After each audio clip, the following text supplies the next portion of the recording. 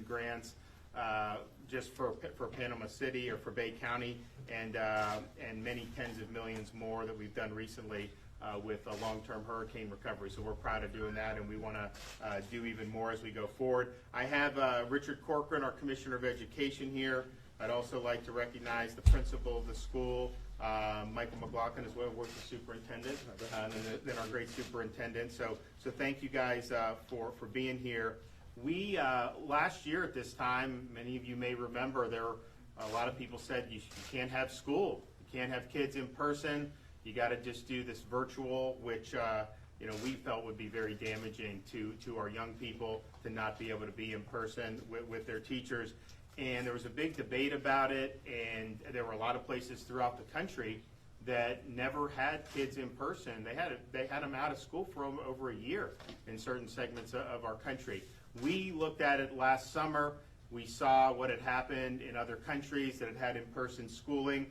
We also looked at some of the things that we saw in the United States, and we were very convinced that the data said that schools are not high-risk environments with respect to COVID, and having kids out of school, the harms would be catastrophic, and we've got to do in person. Now, we also told parents last year, look, if you don't want to send them in person, fine, but every parent's got to have the opportunity to send their kids in person, and so we were able to do that, and we had a very successful school year. Yeah, it was more challenging than normal, and I know a lot of the administrators, the principals, the teachers, they had to do things a little bit differently. They had to respond as things changed on the ground, but at the end of the day, they were able to get it done. And I think that of all the things that you can do being involved in education, this last year, having made sure that kids were able to come to school is probably going to be the most significant thing that you could possibly accomplish. Because if you would have kept kids out of school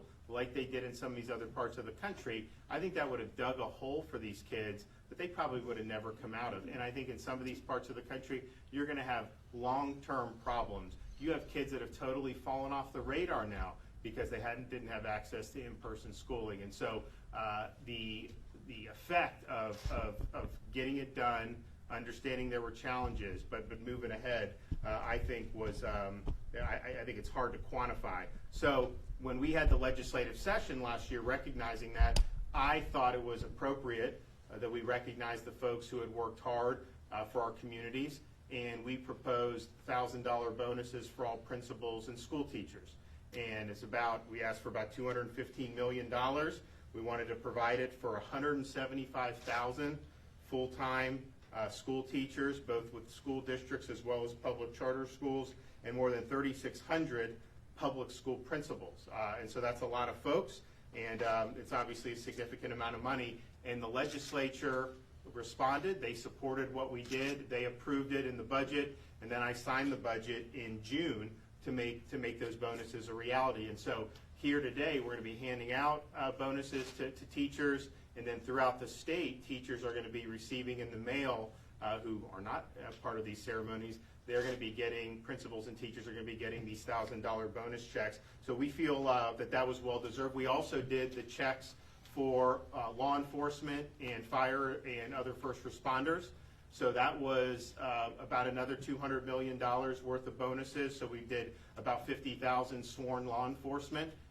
I was in Jacksonville yesterday in Pensacola at those departments. We also did an event in Surfside with the firefighters who responded to the Surfside tragedy in June, and that was obviously well deserved because they worked their hearts out there. So we think that we recognized over the last year and a half some of the challenges, and there's a lot of people that have done a lot. This is not to exclude anyone, but certainly our first responders were there, and then given the challenges, the people, the teachers and the principals, we put a lot on their shoulders to make sure that we put these kids first. And people are going to look back and they say, you know what, Florida stood by its kids. Some of these other places turned their back on their kids, and we're going to be, I think, a good example of what you should have done. This also builds off what we've done in the last 2 years. In 2020, we successfully championed a $500 million investment to increase salaries for new and veteran teachers. This, in our recent budget that I signed, we did that. We kept that, and we added another $50 million to it. And what that's allowing us to do is a number of things, but I think the most significant is we've now increased the average minimum salary for teachers in Florida from $40,000 to $46,000. And so as you look about long term, trying to get talented people to come in, you know, sometimes it's not as easy nowadays than maybe it used to be. And so we want to make sure, obviously, you're not going to be a billionaire doing this. We understand people are doing it because they want to serve, but it does help to make it a little bit more competitive. So we think that that's something that we're going to keep supporting. And you know, we did it because we know there's a lot of teachers that make a difference. There's a couple teachers here. Katie Ricca is a teacher at North Bay Haven Elementary. In March of 2020, just as we were first learning about COVID, one student in Mrs. Ricca's classroom needed extra help reading. So she drove to the child's house, met with the child outside, and read to him. The children's parents took a picture, posted on social media to thank her, and within hours the story went viral. She started receiving calls from national media asking about the story. She continues to shine and go above and beyond for her students, so thank you very much. We appreciate it.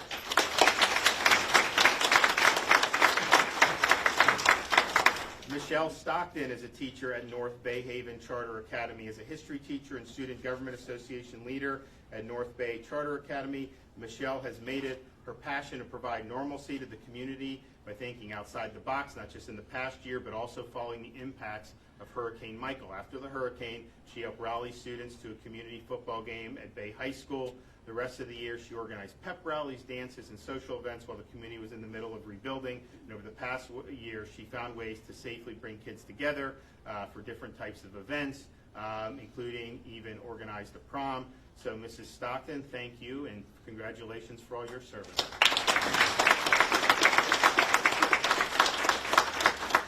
So we're excited to be here. We think that this is a great achievement to be able to recognize folks who really did a lot for our youth. And I'm going to have Richard come up and say a few things, and we'll hand out some checks.